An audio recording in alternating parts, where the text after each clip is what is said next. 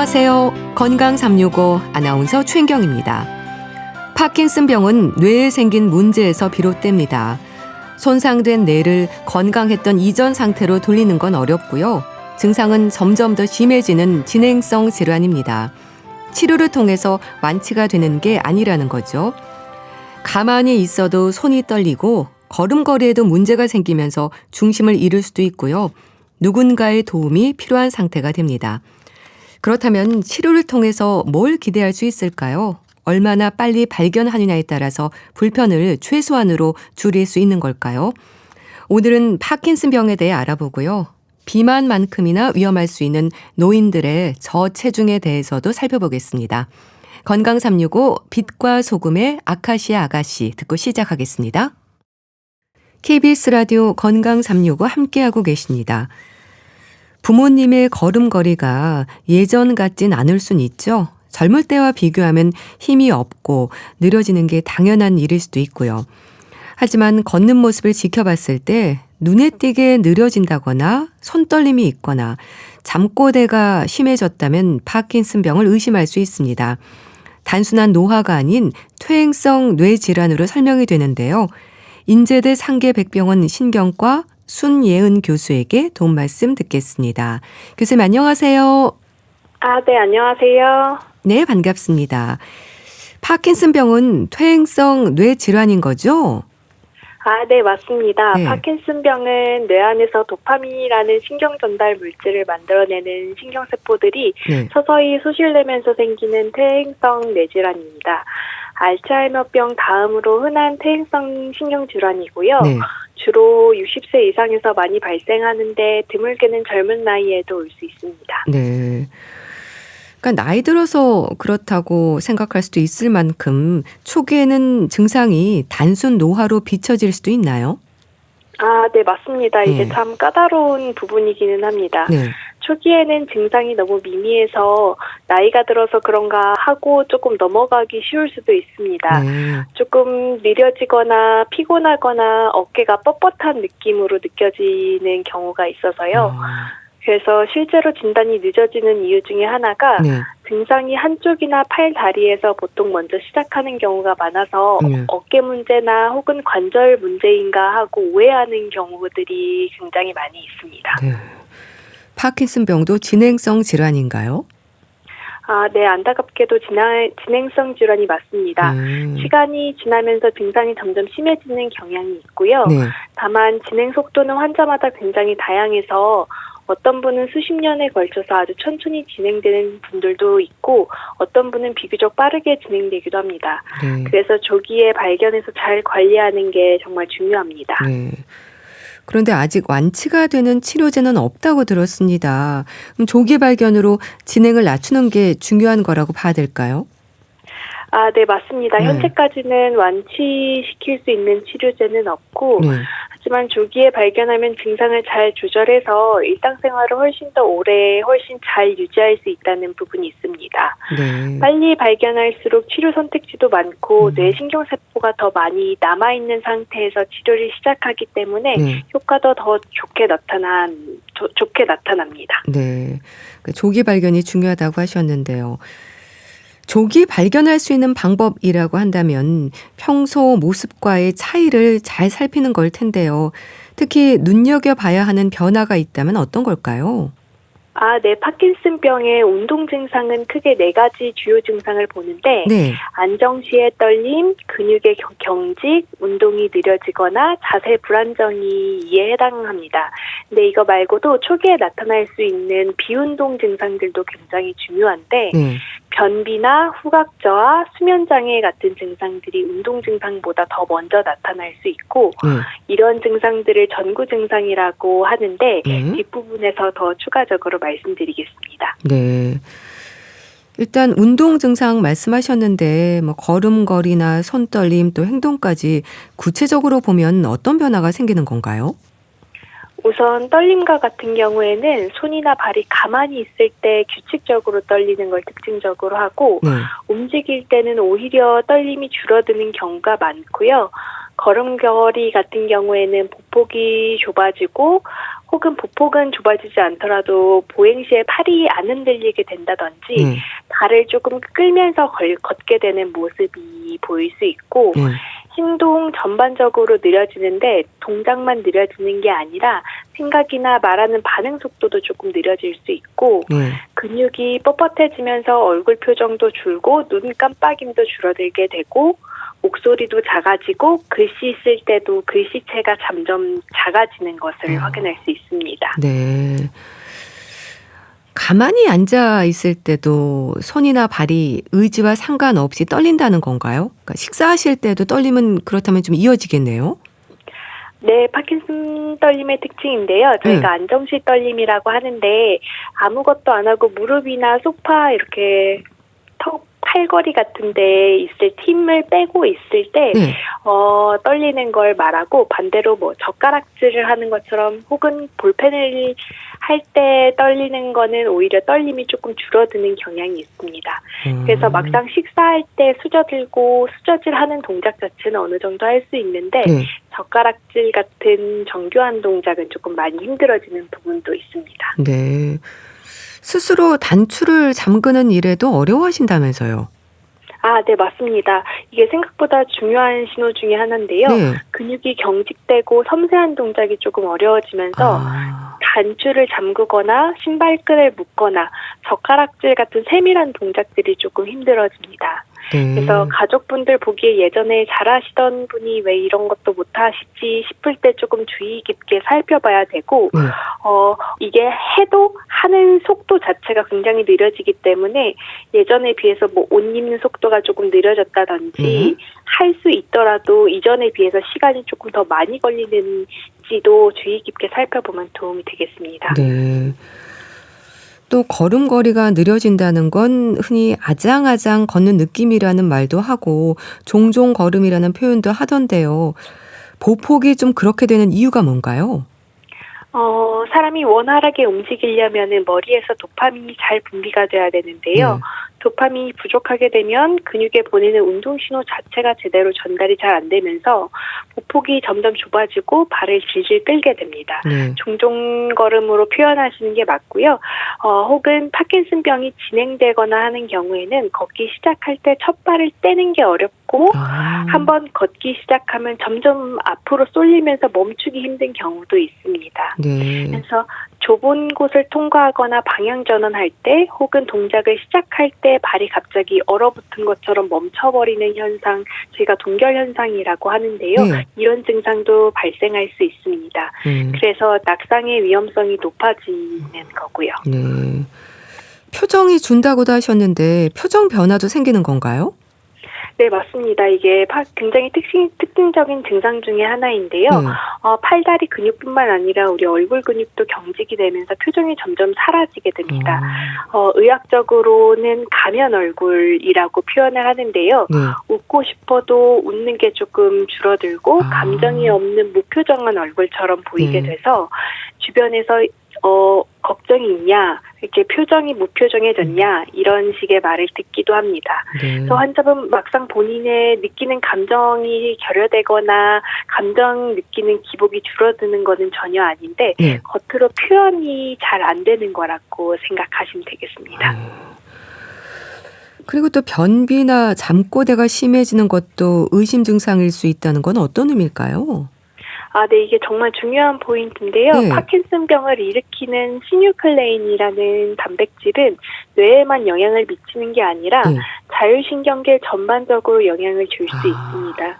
그래서 장애신경계에서도 영향을 주게 되면서 변비가 생기게 되고 변비도 운동 증상보다 먼저 나타나기도 합니다. 그리고 잠꼬대는 저희가 렘수면 행동장애라고 표현을 하는데요. 단순하게 웅얼거리는 듯한 잠꼬대는 해당하지는 않고요. 꿈을 꾸는 동안에 꿈에 반항해서 소리를 지르거나 혹은 팔다리를 마구 움직이는 증상을 포함 말씀드리는 겁니다. 이런 증상들은 파킨슨병 계열의 가장 중요한 전구 증상으로 알려져 있고 잠꼬대가 심해진다는 게 단순한 잠버릇 문제가 아닐 수도 있습니다. 네. 그러니까 뇌에 도파민이 부족해서 이런 여러 증상들이 나타난다고 하셨는데요. 증상이 어느 날 갑자기 생기는 건 아닌 거죠? 처음에는 잘 눈치채지 못할 정도로 약하게 나타나는 건가요? 네, 맞습니다. 갑자기 생기는 거는 절대 아니고요. 예. 뇌 안에 있는 도파민 신경세포가 약 70% 정도 이상 소실되어야지 비로소 운동 증상이 조금 더 눈에 띄게 되고요. 예민하신 분들 같은 경우에도 적어도 50% 정도는 소실이 돼야 본인이 몸의 변화를 느끼게 됩니다. 그 전까지는 뇌가 어떻게든 보상을 하면서 버티는 거라고 생각하시면 되겠습니다. 네. 그래서 초반에는 증상이 아주 경미하게 시작돼서 조금 이전에 비해서 피곤하다 혹은 어깨가 조금 뻐근하다 손이 조금 떨리는 것 같기도 하고 이런 식으로 증상이 나타나게 됩니다. 네. 앞서 잠꼬대 말씀하셨는데요. 걸음걸이나 떨림 증상보다 오히려 잠버릇이 좀 심해진다거나 잠꼬대가 많아지는 렘 수면 행동장애가 먼저일 수도 있다고 하던데 그렇습니까? 네, 맞습니다. 실제로 연구를 해보면 렘수면 행동장애만 있는 분들의 상당수가 수년에서 혹은 10여 년 정도 지나면 파킨슨병으로 진행되는 게 확인되었습니다. 그래서 잠꼬대가 심해지거나 혹은 소리를 지른다든지 주무시면서 팔다리를 심하게 움직인다면 전문의한테 오셔서 진료를 보는 것이 좋습니다. 네. 냄새를 잘 맡지 못하는 후각 변화도 생기나요? 네, 후각저하도 굉장히 중요한 초기 신호 중에 하나고 파킨슨병 환자의 약 90% 가까이에서 후각저하가 동반됩니다. 후각저하 또한 운동 증상보다 수년 정도 앞서 나타나는 경우가 많은데 음식 냄새를 잘 못 맡거나 좋아하던 향을 못 느낀다든지 혹은 가스 냄새나 탄 향 같은 위험 신호를 못 맡게 되는 경우도 있습니다. 네. 다양한 증상들을 이제 말씀 주셨는데요. 근데 이런 일들은 나이 들어서 그렇다고 생각할 수도 있을 것 같은데 살펴야 할 부분들이 참 많네요. 네, 많이 있습니다. 그럼 이런 의심 증상들이 있어서 병원에 가면 어떤 검사로 확인을 하나요? 증상이 다양해서 진행되는 검사도 여러 가지가 아닐까 싶기도 한데요. 네. 사실 파킨슨병은 혈액검사나 MRI로 딱 하나로 진단할 수 있는 것은 아니고요. 기본적으로는 신경과 전문의의 임상진찰이 가장 중요하게 됩니다. 그래서 증상과 병력을 듣고 진찰을 통해서 진단을 하게 됩니다. 그리고 더해서 MRI로 다른 뇌질환들을 배제하고요. 도파민 신경세포의 기능을 직접적으로 확인해보는 도파민 PET라는 핵의학 검사를 진행하게 됩니다. 그리고 레보도파라는 파킨슨 약을 써봐서 실제로 증상이 많이 호전되는지를 확인하게 됩니다. 네. 이렇게 조기 발견해서 초기에 치료를 시작할수록 진행을 낮출 수 있다면 아무래도 초기 단계에서 빨리 모시고 가야 될 것 같은데요. 초기 증상으로 지적이 되는 증상이라고 한다면 어떤 게 있을까요? 크게는 5가지 정도로 꼽을 수 있겠는데요. 첫 번째는 한쪽 팔다리, 한쪽 손이나 발이 가만히 있을 때 규칙적으로 떨리는 거. 두 번째는 걸을 때 한쪽 팔이 유난히 잘 안 흔들리는 느낌. 세 번째는 이전에 비해서 표정이 없어지게 되고 눈을 잘 안 깜빡이는 모습을 보인다든지 그리고 네 번째는 잠꼬대가 심해지거나 소리를 지르는 등의 모습. 다섯 번째는 냄새를 예전보다 잘 못 맡는다. 축농증 같은 게 없으신 분들에 해당하는 부분입니다. 이 중에서 한 2-3가지가 겹친다면은 신경과에 바로 오셔서 진찰을 받으시는 거를 권고드립니다. 이런 증상들이 보인다면 꼭 검사를 받아보실 필요가 있는 거고요. 앞서 약물 치료 잠깐 말씀하셨는데요. 파킨슨병 진단이 내려지면 일단은 약물 치료로 진행이 되나요? 네, 맞습니다. 파킨슨병은 퇴행성 질환이면서 완치할 수 있는 치료법은 없는 상태인데요. 약물 치료는 그 파킨슨병 치료의 중심이 되게 됩니다. 여러 종류의 약물이 있고 환자분의 나이, 증상 정도, 여러 동반 질환에 따라서 약을 선택하게 됩니다. 네. 어떤 약물들이 처방이 되는 건가요? 대표적인 약은 레보도파라는 약인데요. 뇌에서 도파민으로 변환되어서 부족한 도파민을 보충해주는 약이라고 생각하시면 되겠습니다. 이게 지금까지 나온 약 중 파킨슨 약 중에서 운동 증상 면에서는 가장 효과적인 약입니다. 그 외에 도파민 수용체를 자극하는 약, 도파민이 분해되는 거를 막는 약 등의 여러 계열 약들을 병용해서 사용하게 됩니다. 네. 부족해진 도파민을 보충해 주는 거라고 하셨는데요. 이게 약물 치료가 진행이 되면 바로 효과가 좀 나타나시는 건가요? 이게 파킨슨 병이랑 초반에는 증상이 비슷한 파킨슨 증후군이라는 희귀한 병들도 있는데요. 네.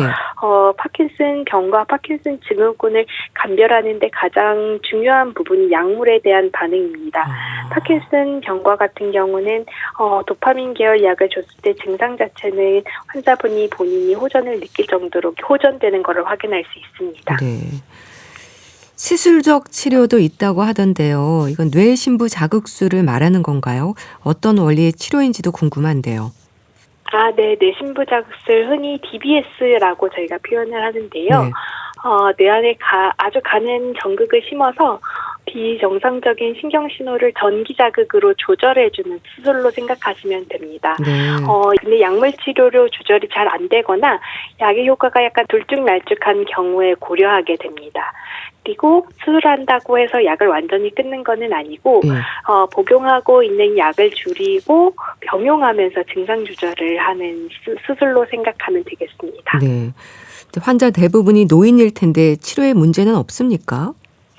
네. 고령 환자분들은 사실 다른 기저질환도 많고 드시는 약도 많기 때문에 약물 상호작용을 굉장히 신중하게 확인해야 되는데 네. 그리고 또 고령일수록 약 부작용에 더 민감할 수 있어서 더 적응 용량으로 천천히 올리게 됩니다. 네. 운동이나 재활도 그 말씀 주신 약물이나 시술만큼이나 중요하다고 들었습니다. 네, 맞습니다. 운동은 꼭 복용하고 있는 약뿐만 아니라 네. 실제로 운동도 치료 중에 하나라고 말씀드리고 싶습니다. 꾸준한 운동이 파킨슨병의 진행을 낮추기도 하고 그리고 삶의 질을 높이고 낙상을 예방하는 데 굉장히 효과적인 부분입니다. 네. 도움이 되는 운동은 다양한가요? 네. 일단은 걷기나 수영 같은 유산소 운동이 기본이고요. 네. 필라테스 같이 균형 감각을 조금 올려주는 운동이 도움이 되겠습니다. 네. 외국에서는 추는 특히 탱고 같은 부분은 네. 또 리듬감이나 보행에 도움이 된다고 연구로 보고되어 있습니다. 네. 참 파킨슨병 치료에도 다학제 진료는 필수겠어요. 네. 파킨슨병 같은 경우에는 운동 증상 외에도 우울감이나 수면장애 그리고 인지기능 저하도 동반될 수 있고 네. 또 자율신경 문제 등에 굉장히 다양한 영향을 미치게 됩니다. 그래서 신경과뿐만 아니라 운동 치료도 포함해서 재활의학과나 네. 정신건강의학과 그리고 비뇨기과 진료 등등의 진료가 필요해서 함께 팀을 이루어서 하는 다학제 진료가 도움이 되겠습니다. 네. 아무래도 가족들의 관심과 배려도 필요할 텐데요. 어떻게 도와드리면 될까요? 가족분들이 진짜 역할이 크고 또 가족분들도 많이 지칠 수가 있는데요. 네.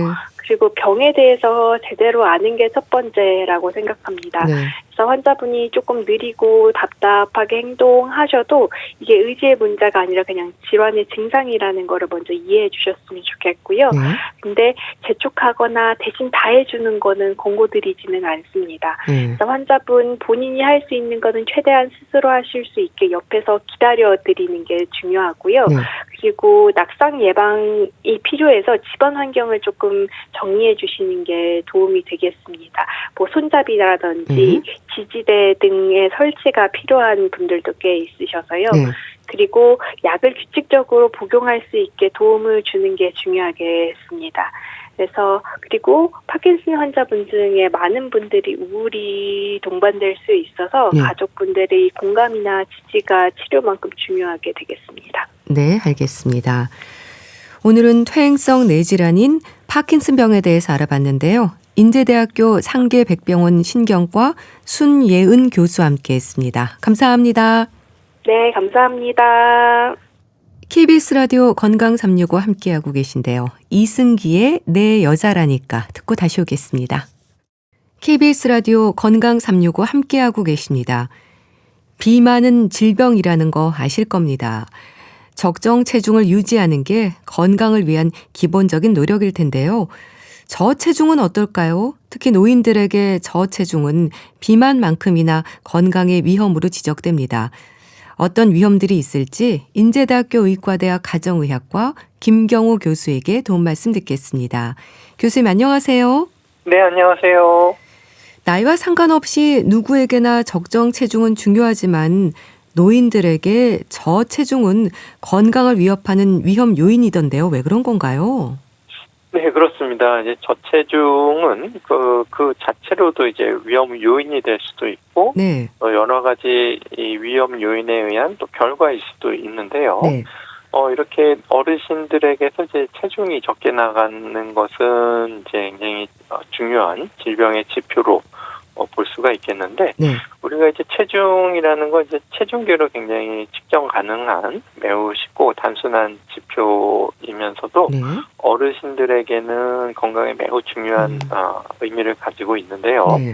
말씀하신 이제 저체중, 이제 체중이 적게 나간다라는 이제 의미는 또 그 안에 또 다양한 여러 가지 상황들이 얽혀 있다고 할 수가 있겠는데, 네. 우선 이제 만성적으로 원래 이제 체중이 적게 나가신다 뭐 이런 경우도 있겠고요. 네. 그러니까 뭐 질병이 없지만 체중 자체가 좀 만성적으로 적게 나가셨다.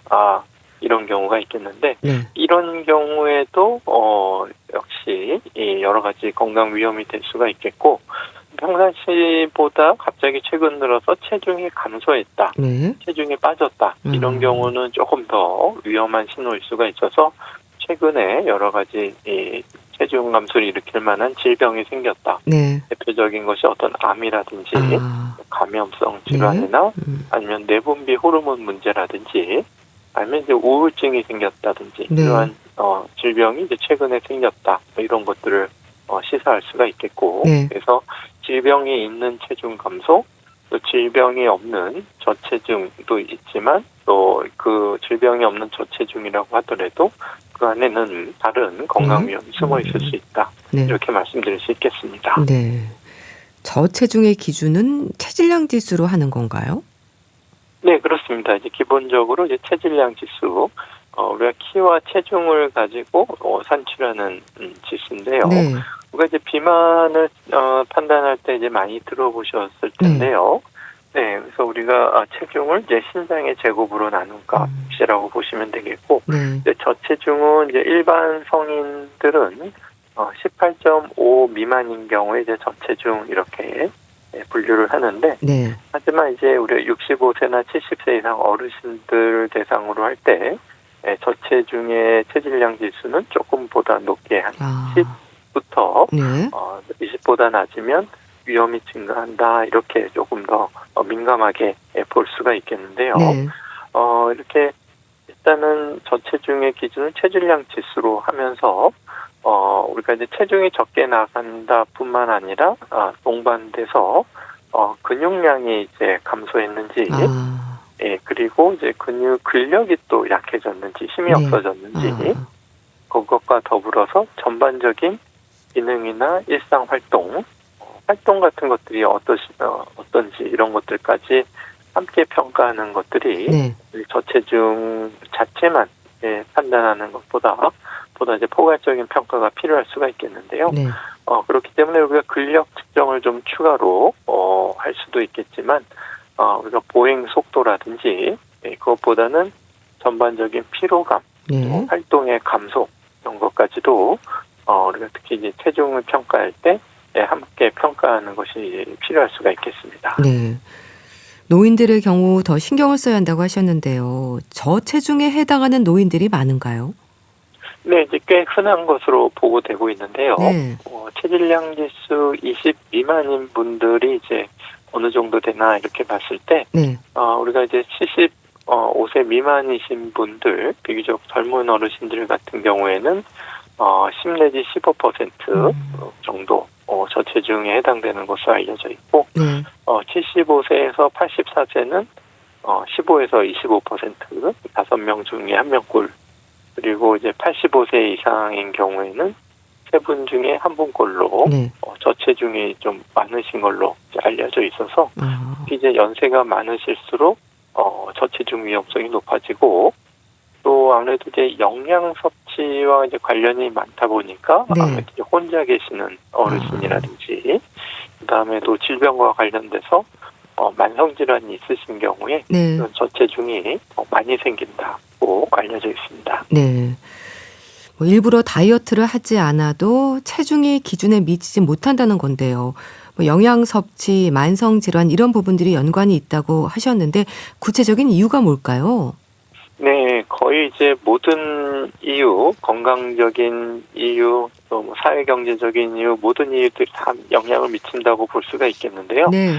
우선 이제 어르신이 되면서 이제 생리적인 변화로 우선 미각, 후각이 떨어지게 되면서 또 이제 식욕이 저하되실 수가 있고, 네. 또 신장이나 간 기능이 떨어지게 되면 또 좀 단맛이 없어지고 식욕이 없어지게 되고, 또 위장의 운동, 또 위 배출 같은 소화 능력도 떨어지게 되면서 네. 아무래도 식사량이라든지 식욕이 좀 감소하실 수가 있겠고요. 자, 아무래도 또 어르신이 되면서 동반하고 계시는 만성 질환들이 네. 또 식사를 또 잘 영양 섭취를 잘 못하게 할 수도 있고, 네.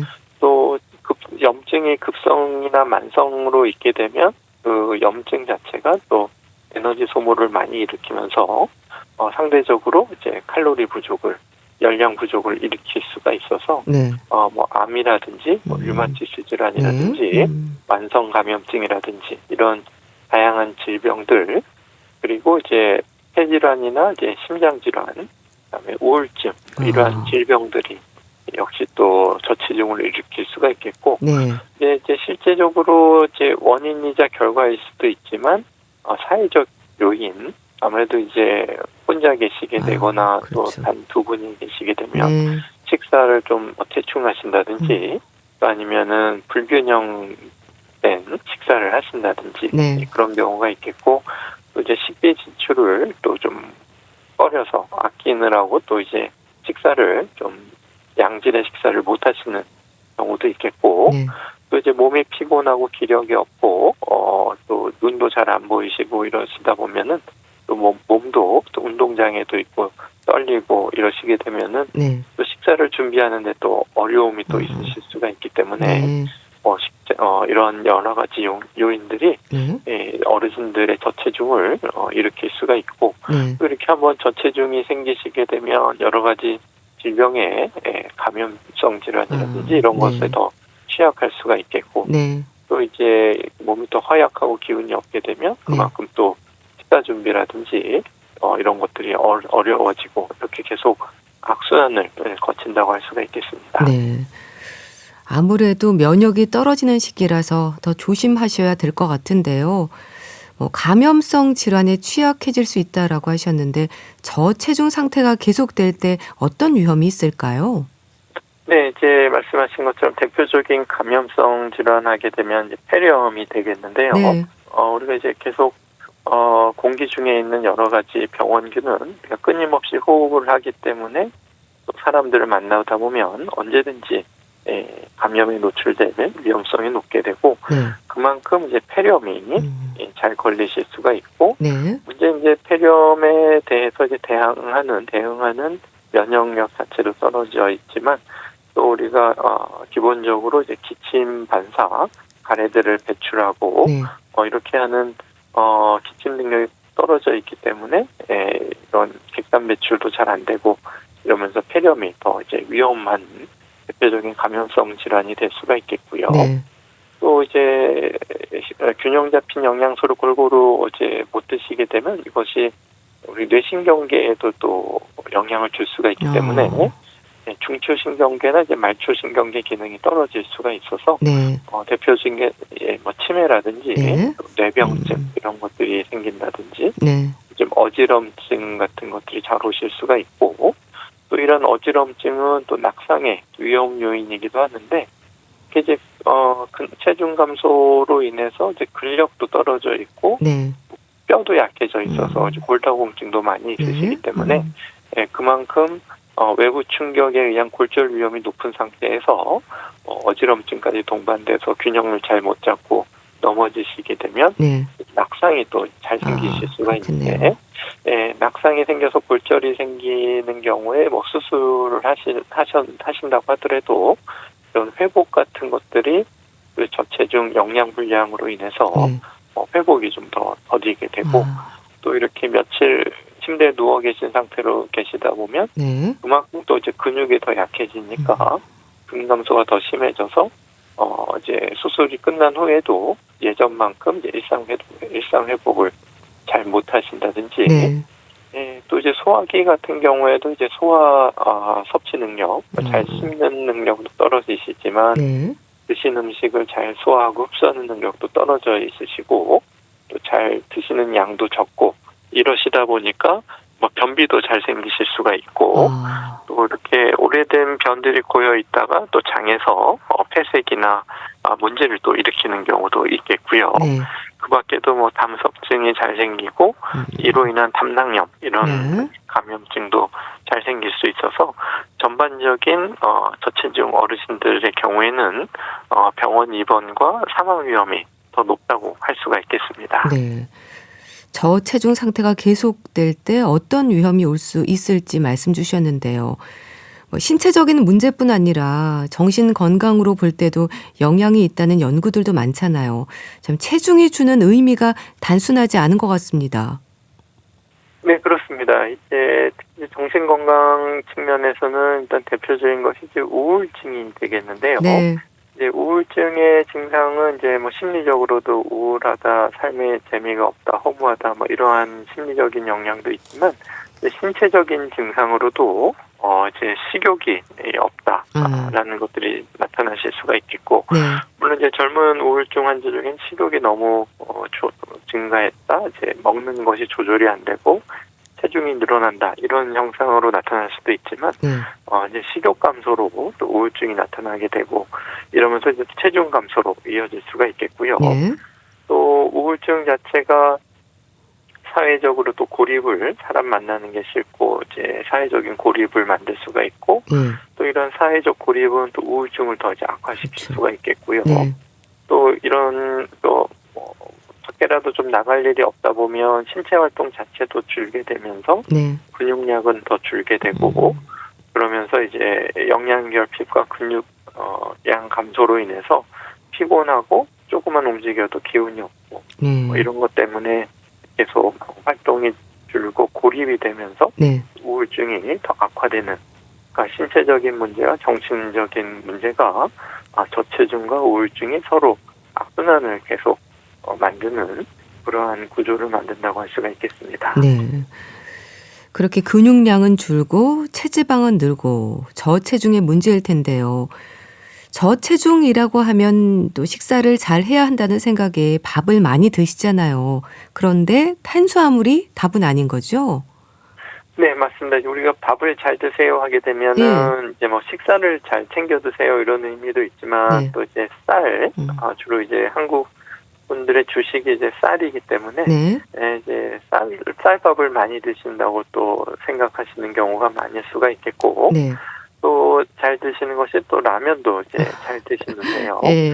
이러한 쌀과 라면은 공통점이 이제 오래 보관하기가 쉽고 또 쉽게 이렇게 드시기가 요리하기가 쉽다 그럴까요? 물만 끓이면 되니까 뭐 이제 그런 쉬운 면이 있어서 이제 주로 이제 탄수화물 위주로 드시게 되는 경우가 많게 되는데 이러한 쌀 같은 경우에는 주로 이제 탄수화물이 80%, 단백질은 7%, 지방은 1% 정도 받게 되지 않아서 주로 이제 쌀밥을 위주로 너무 많이 드시게 되면 또 반찬도 물론 섬유소도 좋지만 뭐 김치나 이렇게 섬유소 위주로만 좀 드시게 되면은 결국은 이제 근육은 회복되지 않고 그러면서 이제 단백질 섭취는 줄고 활동은 없으면서 탄수화물 위주의 식사를 하게 되면 오히려 근육은 적은데 지방이 많아지고 체중은 늘어나게 되는 그러면서 그렇게 되면 오히려 더 몸을 움직이기 힘들어지는 그런 상태가 되실 수가 있어서 우리가 흔히 이제 마른 비만, 그러니까 활동량이 더 둔해지고 낙상 위험도 높아지면서 또 고혈압, 당뇨, 고지혈증과 같은 대사성 질환의 위험도 높아질 수가 있기 때문에 네. 식사를 잘 챙겨 드신다고 할 때는 특히 이제 단백질, 네. 계란이나 두부, 콩류, 네. 또 생선류, 또 유제품, 또 그런 것들이 어려우시면 이제 단백질 보충, 음료나 가루, 뭐 이런 경구, 식이 강화제 이런 것들을 좀 함께 드시는 것이 좋겠는데요. 네. 아무래도 이제 계란, 두부, 생선, 유제품의 공통점은 오래 보관이 좀 어렵고 쉽게 상하기 쉽고 그런 어려운 점이 있어서 네. 꾸준히 누군가 좀 잘 챙겨 드시거나 신경 쓰지 않으면 네. 신선한 양질의 단백질을 좀 섭취하기 어려우신 경우가 있어서 네. 특별히 좀 신경 쓰셔서 단백질을 잘 챙겨 드시는 것이 필요하겠습니다. 네. 그렇게 단백질도 잘 챙겨 드시는 식습관도 중요하고요. 또 저체중인 분들은 살이 더 빠질까 봐 운동을 안 하는 경우도 있는데요. 운동도 필요하지 않을까요? 네, 운동은 이제 근육에 매우 필수적인데요. 이제 근육량을 늘리고 또 근력을 높이기 위해서는 네. 단백질 성분도 잘 드시는 것도 중요하지만 네. 드시기만 해서는 증가하지 않기 때문에 그렇죠. 조금씩이라도 꾸준히 이제 운동을 해주셔야 되는데요. 네. 이제 자기 체력에 맞게 운동을 안 하시던 분이 갑자기 하시려면 아무래도 그만큼 힘들고 피곤하고 그럴 수가 있어서 네. 운동은 필수이지만 체력에 맞게 단계적으로 점진적으로 또 관절에 큰 부담이 없는 그러니까 네. 통증을 유발하지 않는 그런 선에서 이제 운동 강도를 꾸준히 높여가시는 것이 필요할 수가 있기 때문에 네. 어떤 종류의 운동도 좋으니까 주변 환경에 맞게 또 자신의 체력에 맞게 꾸준히 하시는 것이 매우 중요하다고 할 수가 있겠습니다. 네. 뭐 근육, 뼈, 또 혈관 건강을 위해서도 체중 관리는 중요할 텐데요. 건강하게 적정 체중을 유지하기 위해서 어떤 부분들을 살펴야 될까요? 네, 아무래도 이제 가장 흔한 원인인 것이 이제 영양 결핍, 네. 제대로 이제 잘 드시지 골고루 잘 못 드시는 부분이 없는지, 네. 이제 단백질 같은 경우에는 보관이나 구입이 좀 까다롭기 때문에 소홀하기 쉬운 영양소라서 단백질과 또 채소 과일 같은 경우에도 이제 오래 보관하고 먹기 좀 어려우시기 때문에 네. 이러한 비타민, 미네랄, 섬유소 이런 것들도 결핍되기가 쉬워서 이러한 영양 부분을 잘 챙겨 살펴보시는 것이 필요하겠고, 네. 그다음에 이제 체중 재는 것도 이제 중요하신데 체중 자체만 살펴보시지 마시고 이제 추가적으로 근육량이나 근력 그리고 이제 보행 속도나 균형이라든지 네. 전반적인 기능이나 활동, 피로감 이런 것들도 함께 살펴보시는 것이 필요하시겠고요. 네. 또 평상시 이제 운동 같은 것들은 이제 어떤 운동을 어느 정도 하고 계신지 꾸준히 하실 수 있도록 살펴보셔야 되겠고, 네. 또 아무래도 이제 가장 중요한 것이 이제 가지고 계신 질병을 잘 관리하고 계신지, 네. 그리고 새로운 질병이 없는지, 갑상선이나 암이나 그리고 이제 정신건강, 우울증 같은 경우에도 꾸준히 질병 체크를 해주시는 부분이 필요하겠습니다. 네, 알겠습니다. 오늘은 노인들의 저체중과 건강 위험에 대해서 알아봤는데요. 인제대학교 의과대학 가정의학과 김경우 교수와 함께했습니다. 감사합니다. 네, 감사합니다.